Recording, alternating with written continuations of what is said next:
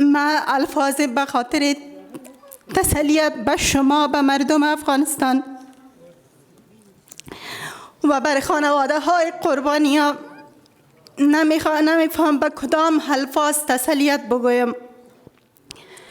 به خاطر ازی که حادثه دیروز توسط هر گروهی که شده باشه، هر گروهی که زمینه ساز حادثه دیروز در افغانستان است، ما میفهمیم که زمینه سازی کدام گروه کرده و بالاخره شاهد چنین حادثات هستیم.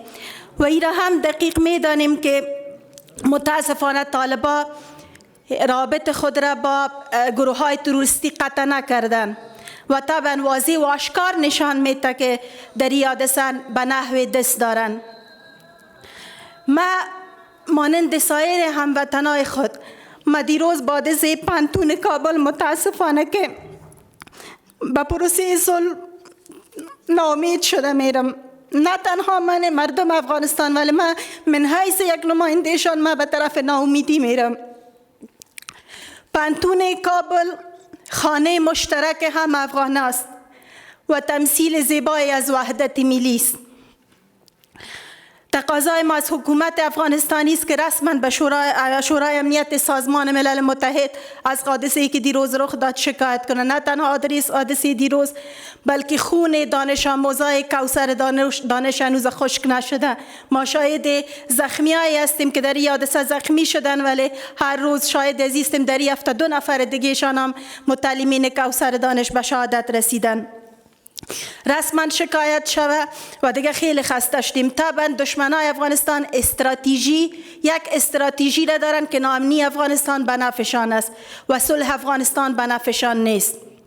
تاسو په نس زموږ تاسو مسؤلین چې ډاکټر صاحب عبدالله او اشرف غنی دي، دواړه په دې خاطر چې په دغه ریاست جمهوریت سپیدار کې وساتي، خپل اقتدار وساتي، همدغه شومه د چې د افغانانو په ضد باندې عملي کېدو ته ساتلې ده. کنې څنګه نه ډاکټر صاحب عبدالله نه رئیس صاحب جمهور هیڅ عکس العمل نشي، یوازې غندي خو زم غندم، یو دکاندار یم غندي. د خدای په لیاز ولې دا رازونه موږ ته د اشرف غنی او ډاکټر صاحب عبدالله نه وایي چې په قطر کې څه تیریږي؟ ما شما میفهمیم دشمنان افغانستان هستند، کسایی هستند که واقعا دشمن ازی هستند که چرا در افغانستان نسل جوان ما را تباه می سازند، ختم می سازند تا امور رقم ما جاهل بانیم. خب باز هم از جامعه جهانی، از تمام دستاندرکارانی که در این موارد میتونند دست داشته باشند، خواهان ازی هستیم که به مردم افغانستان یک پاسخ ارائه نمایند. صدای ناله های از او جوانا و صدای هر کدامشان به گوش های ما طنین انداز است. متاسفانه هیچ کسی نیست که بغیر از تسلیت گفتن کاری بکنه. ما در این کشور الحمدلله حکومت داریم، حکومت معیوب، گرفتار انواع و اقسام مرض.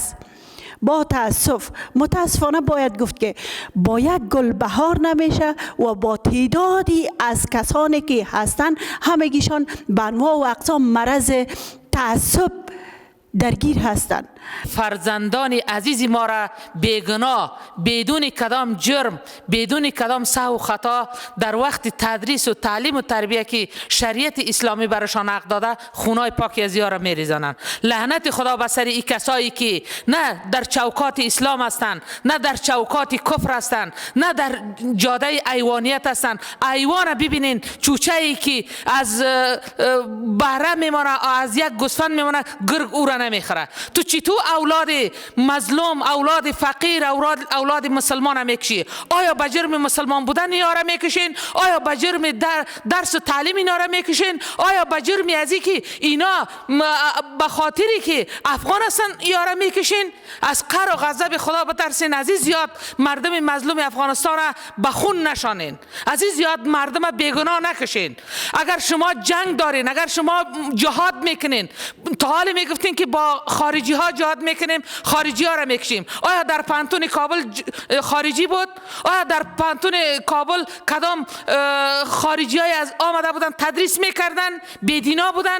شما خو اولاد مسلمان، اولاد غریب و اولاد فقیر که از ولایات آمده در اونجا بے صاحب کشته، دخترای جوان، بچهای جوان که نسل آینده کشور است. این ده هیچ قانون و در هیچ چوکاتی جای نداره و این به هیچ مطالعه بگیری به بررسی بگیری این قابل بخشش عفو نیست.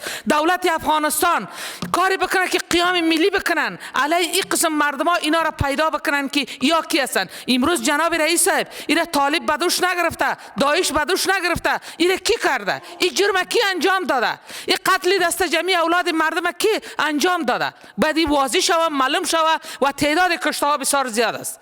تعداد برملا شوه که چقدر کشته است و به چی جرم اینا را کشتن. سلاح و مهمات قبل جابجا شده جناب رئیس صاحب. سلاح و مهمات زیاد است، بمای دوستی است. یا کیا بوده که در اونجا همکاری کردن و سلاح و مهمات قبل در اونجا جابجا شده و روزی که این انفجار میشه در چندین بلاک اینا میرون و دست به کار میشن و حتی استادا را و محصلین در زیر میز چوکی مرمی را دیگه سرشان فایر میکنن.